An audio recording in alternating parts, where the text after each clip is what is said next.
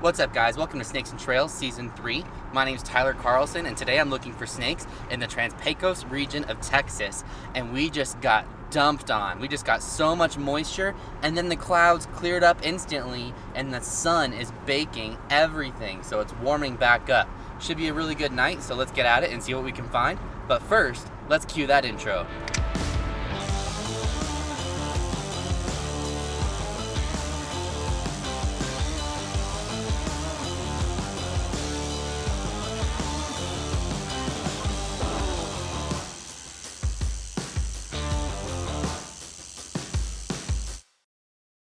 All right, guys, so I'm out on these cuts. It is nice and humid and warm. Pressure is dropping. It just feels perfect. So I'm going back and forth on as many of these cuts that I'm close to as possible, and just trying to hit as many of them as I can over and over and over again until, well, you know what I'm looking for. Gray banded king snake pops out. We'll see what happens.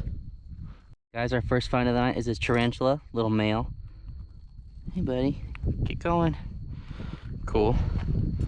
Along this road cut right here, this is a snake shed. It looks like it's probably from either a Texas striped whip snake or maybe a patch nose or maybe a Baird's rat, but my best guess is a Texas striped whip snake. Pretty cool. All right, guys, check this out. This is probably the biggest centipede you've ever seen. Look how thick my tongs are, and look at that centipede. It's just a monster. There it goes. Wow. All right, guys, I'm definitely getting tired. I've been going at it for a long time. It's about 1:23, 1:24 now, and I'm honestly just shocked I haven't seen anything substantial yet. I ran into Noah, who was out herping though, and he said that he found a desert king snake, so that's pretty cool. But so far, all I've seen is this night snake that I road cruised.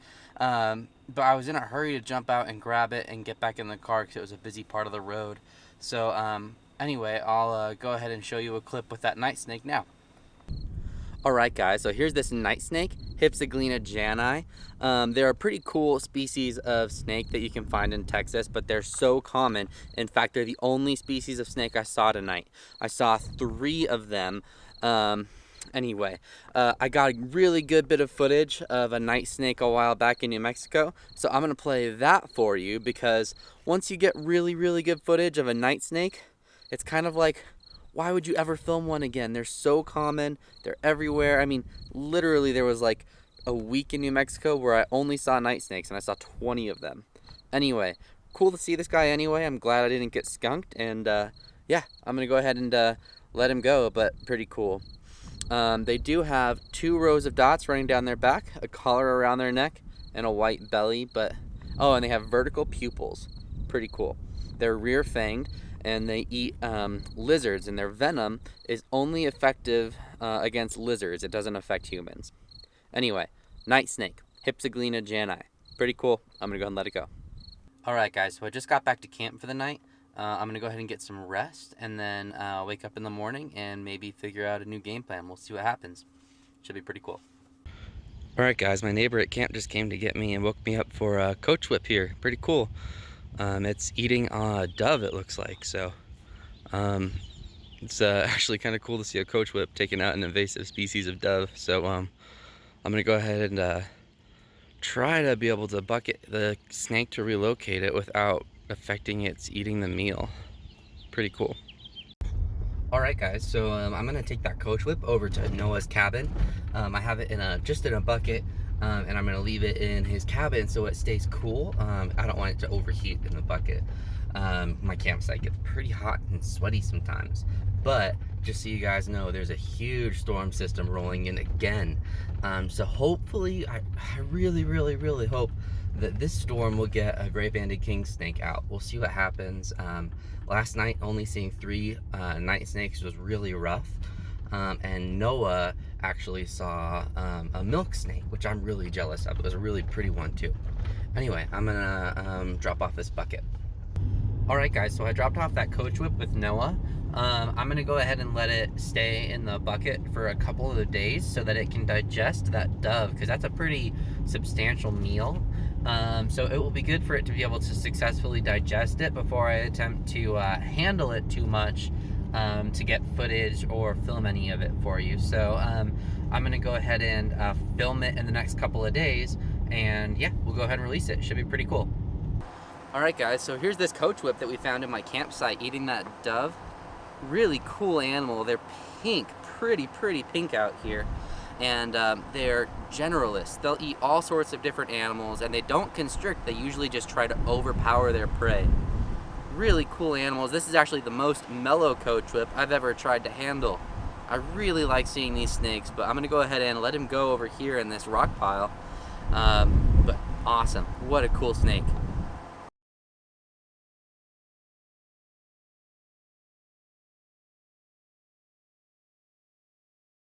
Guys, so my camera died, but here's the release of this guy. Pretty cool. Good rock.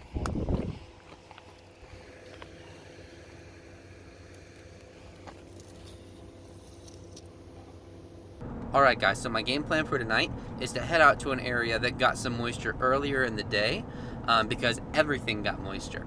But hopefully this specific area, because it's had time to warm up after it's gotten rain, will have more snake movement. We'll see what happens. I could regret this and it could be not as good of a night, or it could be a really good night. So we'll see what happens, and I'll show you whatever I find. Alright guys, so this is a bit of a familiar sight.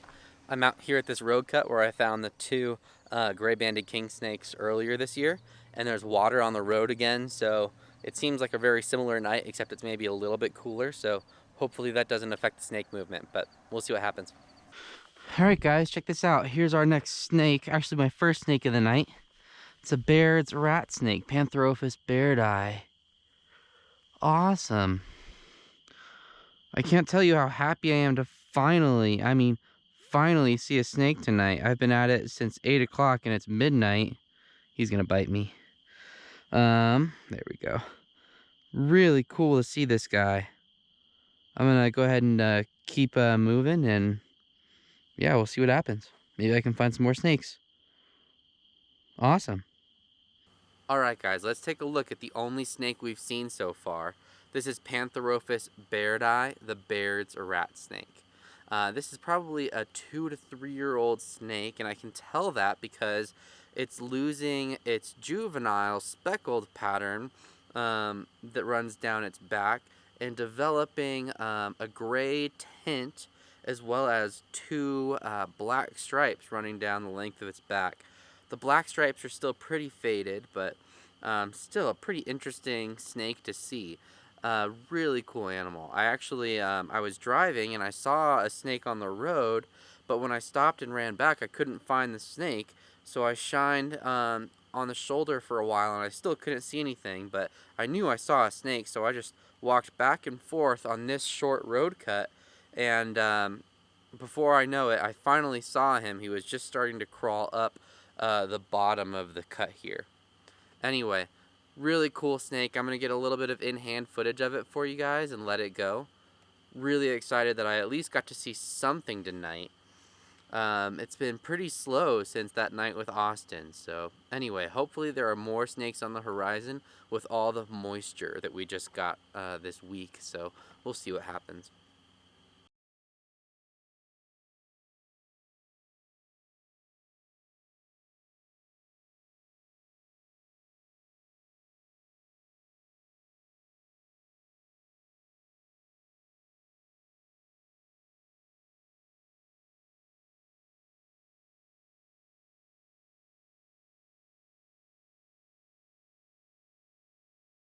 Alright guys, so I just got back to camp for the end of my night.